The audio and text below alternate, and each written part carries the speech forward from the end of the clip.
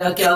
بنے گا بندے تو سوچ آخرت کی، تو سوچ۔ اللہ کے نبی صلی اللہ علیہ وسلم نے ارشاد فرمایا کہ قیامت کے دن جب جنتی جنت میں اور اہل جہنم جہنم میں چلے جائیں گے، اس سے پہلے تو نفسا نفسی کا عالم ہوگا۔ ہر کوئی یہ سوچ رہا ہوگا کہ میں کسی طرح جنت میں چلے جاؤں۔ جب جنت میں چلے گئے تو ان کو سکون مل گیا، دائیں ہاتھ میں نامہ اعمال آ گیا، تو فوراً وہ اپنے رشتہ داروں کی طرف بھاگے گا جن کو ابھی تھوڑی دیر پہلے کہہ رہا تھا کہ میرے قریب مت آنا۔ اللہ فرماتے ہیں جیسے ہی ان کو نامہ اعمال دائیں ہاتھ میں ملے گا، وہ کہے گا ہاں مقرؤ کتابیہ، کہاں ہے میرے والدین، کہاں ہے میرے رشتہ دار، کہاں ہے میرے دوست و احباب، کہاں ہے مجھ سے محبت کرنے والے، لو میرے نامہ اعمال پڑھ لو، لو میرے نامہ اعمال دیکھ لو۔ سب کو لاوا کر دکھائے گا اور کہے گا انی ظننت انی ملاق حسابیہ، مجھے یقین تھا کہ ایک دن میرے نامہ اعمال مجھے ملنے والے ہیں، اس یقین کے بیس پر میں عمل کرتا تھا، لو آج دیکھ لو کہ اللہ نے میرے نامہ اعمال مجھے دکھا دیے۔ فَهُوَ فِي عِيشَةٍ رَاضِيَةٍ، اللہ فرماتے ہیں وہ ایسی زندگی میں ہوگا کہ زندگی اس سے خوش ہوگی۔ یہ قرآن کے عجیب بلاغت ہے۔ ہونا تو یہ چاہیے تھا کہ ہم اس کو ایسی زندگی دیں گے کہ وہ بندہ زندگی سے خوش ہوگا، لیکن قرآن کہہ رہا یہ نہیں کہہ رہا ہے، بلکہ قرآن کہہ رہا ہے کہ ہم اس کو ایسی زندگی دیں گے کہ بندہ نہیں بلکہ زندگی اس سے خوش ہوگا۔ جیسے بعض دفعہ ہم کہتے ہیں کہ فلاں کی زندگی فلاں پہ مہربان ہو گئی، فلاں کی تقدیر فلاں پہ عاشق ہو گئی، جو سوچتا ہے زندگی اس کو دے دیتی ہے۔ تو اللہ فرماتے ہیں ہم اس کو ایسی زندگی دیں گے، یہ تو چھوڑو بندہ زندگی سے خوش ہوگا یا نہیں، لیکن زندگی کچھ پہ مہربان ہوگی، ایسی پیاری زندگی اس کو ملے گی۔ جب یہ سب کچھ ہو جائے گا، جب وہ جنت میں چلے جائیں گے تو جنت میں تو پہلے اپنے ہی حساب و کتاب ہو رہے ہوں گے کہ یہ انار کے باغات ہیں، یہ سیب کے باغات ہیں، یہ جنت کی حوریں ہیں، یہ دودھ کے نہریں ہیں، یہ سیب کے باغات ہیں۔ لیکن تھوڑی ہی دن بعد اس کو یاد آئے گا کہ میرے والدین کہاں ہے، میرے دوست و احباب کہاں ہے، میرے رشتہ دار کہاں ہے۔ جو جتنا قریب ہوگا آہستہ آہستہ اس کو یاد آنا شروع ہو جائے گا اور ادھر وہ جہنم کے عذاب میں ہوں گے۔ حدیث میں آتا ہے اللہ کے نبی صلی اللہ علیہ وسلم نے ارشاد فرمایا کہ یہ جنتی اپنے رشتہ داروں کے بارے میں اور اپنے سے تعلق رکھنے والوں کے بارے میں اللہ سے جھگڑنا شروع کر دے گا۔ ظاہر سی بات ہے اللہ سے جھگڑنا تو کفر ہے اور اللہ سے لڑنا کسی کی بھی بس میں نہیں ہے۔ تو یہ بلاغت ہے۔ کیا مطلب یہ ہے کہ وہ جنتی اللہ سے ایسی دعائیں مانگیں گے اور اتنا پیچھے پڑیں گے جیسے کہ وہ اللہ سے جھگڑ رہا ہو۔ جیسے قرآن میں ہے یجادلون فی قوم لوط، جب حضرت ابراہیم علیہ السلام کو پتا چلا کہ لوط علیہ السلام کی قوم تباہ ہونے والی ہے، فرشتے جا رہے ہیں، تو اللہ فرماتے ہیں حضرت ابراہیم علیہ السلام مجھ سے جھگڑنے لگے اور کہنے لگے اے پروردگار، اے میرے رب، لوط کی قوم کو بچا لیجئے، ان کو تباہ و برباد مت کیجئے۔ تو ابراہیم علیہ السلام اللہ سے جھگڑنے لگے۔ اللہ سے لڑنا کفر تھا، لیکن یہ قرآن کی بلاغت ہے، یہ مبالغہ ہے۔ مطلب یہ ہے کہ حضرت ابراہیم علیہ السلام ایسی دعائیں مانگنے لگے جیسے کہ وہ اللہ سے لڑ رہا ہو، اللہ سے جھگڑ رہا ہو۔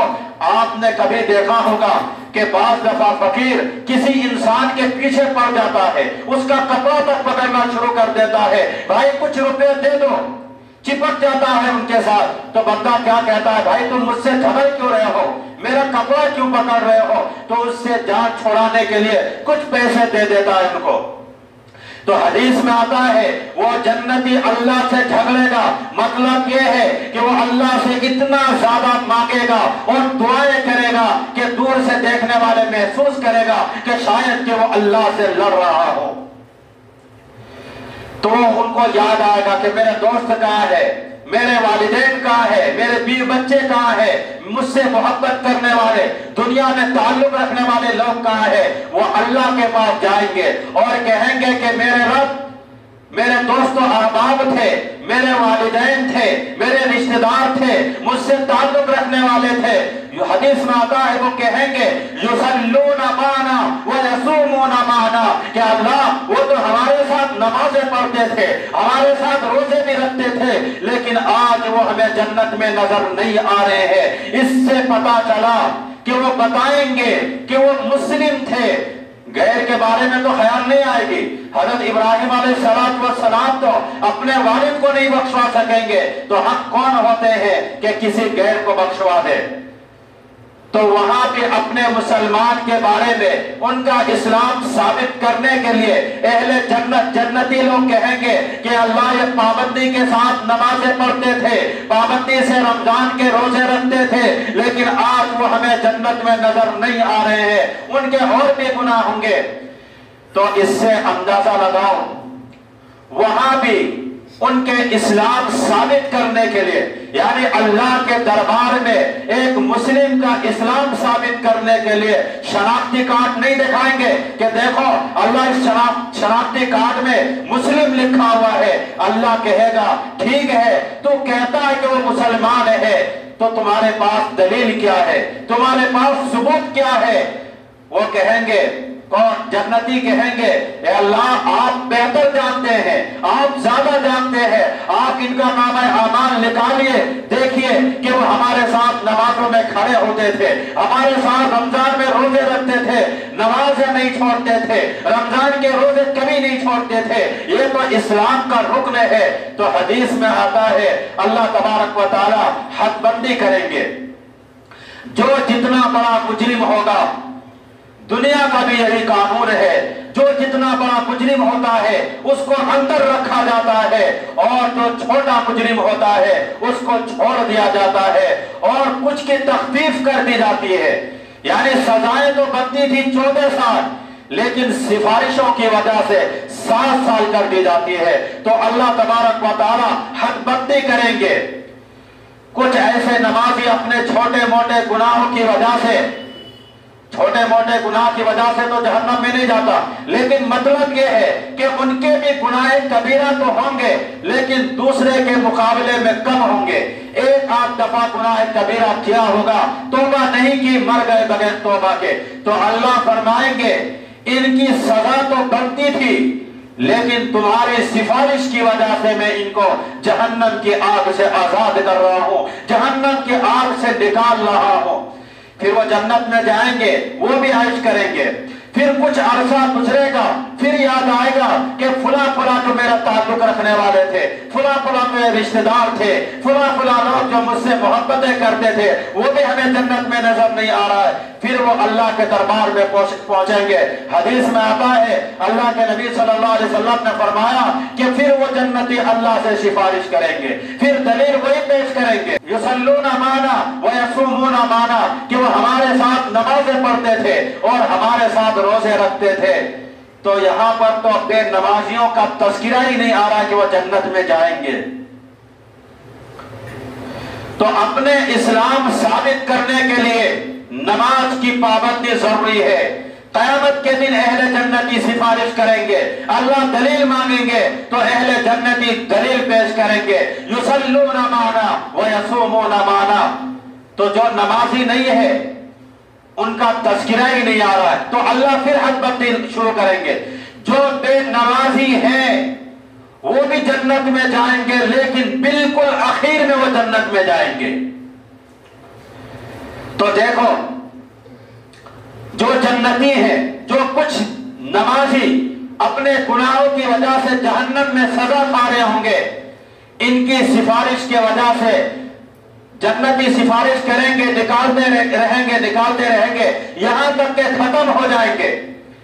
پھر آپ صلی اللہ علیہ وسلم نے ارشاد فرمایا پھر نبی سفارش کریں گے، کیونکہ جنتی لوگ جو ہوں گے کوئی 10 سفارش کریں گے، کوئی 5، کوئی 100، کوئی 1000 لوگوں کو سفارش کریں گے، لیکن وہاں ان کو وہ سزا پائیں گے، وہاں کی تھوڑی سزا بھی بہت ہے، لیکن سفارش ہوگی، شفاعت ہوگی۔ یہ اہل سنت والجماعت کا عقیدہ ہے کہ شفاعت ہوگی جہنم میں۔ جن کی جتنی سزائیں بنتی تھی،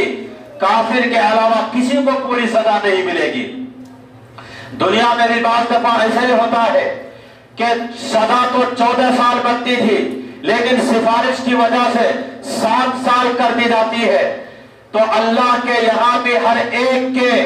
گناہ کے جو سزا ہے وہ لکھا ہوا ہے کہ زانی اتنے سال جہنم میں جلے گا، قاتل اتنے سال جہنم میں جلے گا، شرابی اتنے سال جہنم میں جلے گا، نفرتیں پھیلانے والے جہنم میں اتنا سال جلے گا، چغل خور اتنا سال جہنم میں جلے گا، غیبتیں کرنے والے جہنم میں اتنا سال جلے گا، 2 نمبری کاروبار کرنے والے جہنم میں اتنا سال جلے گا۔ لیکن سفارشوں کی وجہ سے سزائیں کم ہوتی چلی جائے گی، یہاں تک کہ فرمایا کہ جن کی سزائیں 10 سال بنی ہوگی تو تخفیف کر دی جائے گی، اور کہا جائے گا کہ سزا تو 10 سال کی تھی لیکن سفارشوں کی وجہ سے کم کر دی گئی ہے، تو سزا تو ملے گی۔ پھر آپ صلی اللہ علیہ وسلم نے ارشاد فرمایا پھر نبی کا رشتہ امت سے کیا ہے؟ امتی ہونے کا ہے۔ پھر نبی سفارش کریں گے، اللہ فرمائیں گے آپ اس لیول کے لوگوں کے جن کے گناہ اس نوعیت کے ہیں آپ نکال لیجئے۔ اللہ کے نبی صلی اللہ علیہ وسلم جہنم سے اپنی امت کو نکالتے رہیں گے یہاں تک کہ آپ بھی سفارش بند کر دیں گے۔ جتنے لوگوں کا نکالنا ہوگا آپ نکالیں گے، پھر سفارش ختم کر دیں گے۔ پھر اعلان ہوگا کہ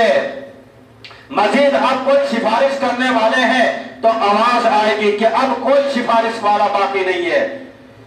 تو حدیث کے کیا عجیب الفاظ ہیں اور کتنے پیارے الفاظ ہیں حدیث کے۔ حدیث میں آتا ہے اللہ فرمائیں گے هل يبقى الا الرحمن،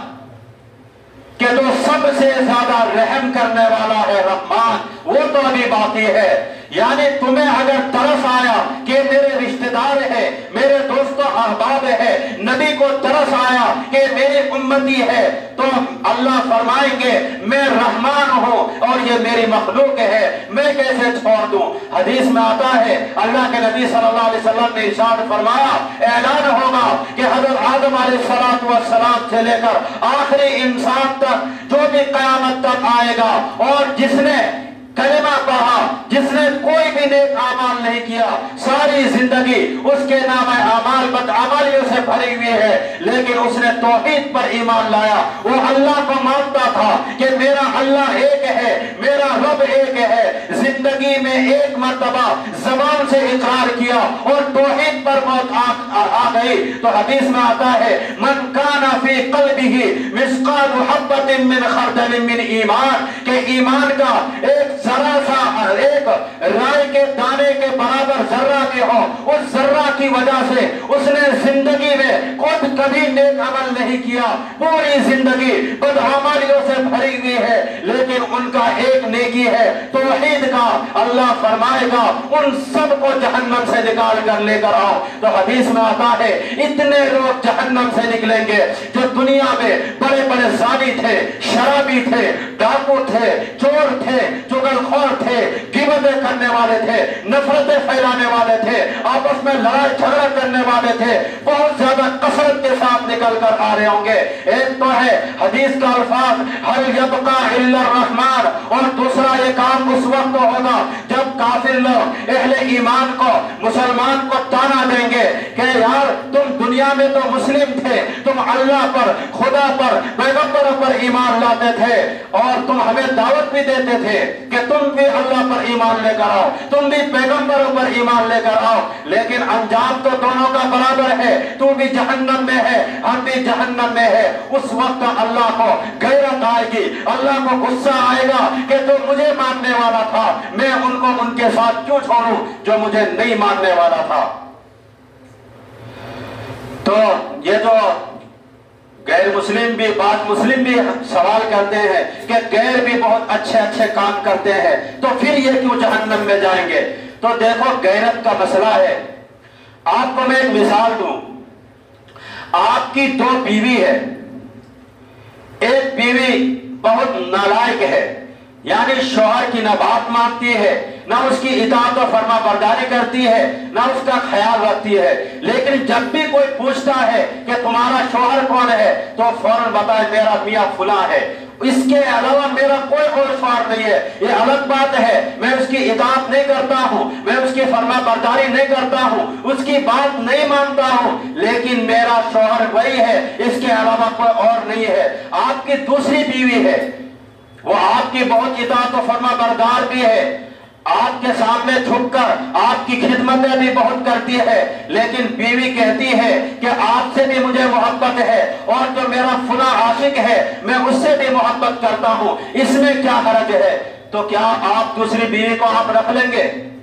نہیں۔ اگر آپ کے اندر غیرت ہوگی تو آپ اس کو نہیں رکھیں گے، کہیں گے کہ یہ تو میری پہلی بیوی ہے، چاہے میری اطاعت و فرما بردار نہیں ہے، چاہے وہ میری نافرمانی کرتی ہے، لیکن مجھے اطمینان ہے، یہ کہتی ہے کہ آپ بھی میرے شوہر ہے، اس کے علاوہ کوئی اور نہیں ہے۔ تو اسی طریقے سے اللہ کہیں گے کہ میرے بندے جو نام توحید پر ایمان لایا یہ کتنا ہی بڑا گناہگار کیوں نہیں ہے، اور تمہارے اعمال کتنے اچھے کیوں نہیں ہے، لیکن یہ کہتا تھا کتنا بڑا گناہگار تھا، لیکن کہتا تھا کہ میرا اللہ ایک ہے، میرا رب ایک ہے، میرا رب وہی ہے جو اس دنیا کے نظام کو چلاتا ہے، جنہوں نے جنت اور جہنم کو بنایا وہی میرا رب ہے۔ یہ الگ بات ہے میں گناہ کر رہا ہوں لیکن میرا رب تو خدا ہے، لیکن غیر کتنا ہی اچھا عمل کر لے لیکن وہ خدا پر ایمان نہیں لاتا، تو یہاں غیرت کا مسئلہ آ گیا۔ اللہ یہاں بھی کہے گا کہ میرا وہ بندہ کتنا ہی گناہگار کیوں نہیں تھا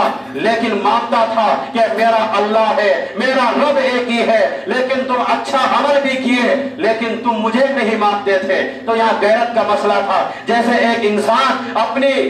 نافرمان بیوی کو تو کہتا ہے یہ میری بیوی ہے، لیکن دوسری بیوی جو کہتا ہے یہ بھی میرا شوہر ہے اور جو میرا فلاں عاشق ہے وہ بھی شوہر کے درجے میں ہے، تو جیسے آپ کہتے ہیں کہ دوسری بیوی کو میں غیرت ہے میرے اندر، دوسری بیوی کو نہیں رکھوں گا، تو اللہ فرماتے ہیں دنیا کے اندر جتنے بھی غیر قوم ہے ان کے جتنے بھی اچھے اعمال ہے ایک راک کی مانند ہے، ایک ہوا مارو یہ اڑ کر ختم ہو جائے گا۔ اسی طریقے سے غیروں کے اعمال کا جو دنیا میں وہ اچھے اعمال کر رہے ہیں ان کا انجام بس اتنا ہی ہے کہ ایک ہوا مار تو بس وہ اڑ کے چلا جائے گا، لیکن توحید ایک بہت بڑی نعمت ہے جو کل قیامت کے دن اللہ رب العزت جہنم سے نکال کر جنت میں بھیج دیں گے۔ لیکن نماز کی پابندی بہت ضروری ہے۔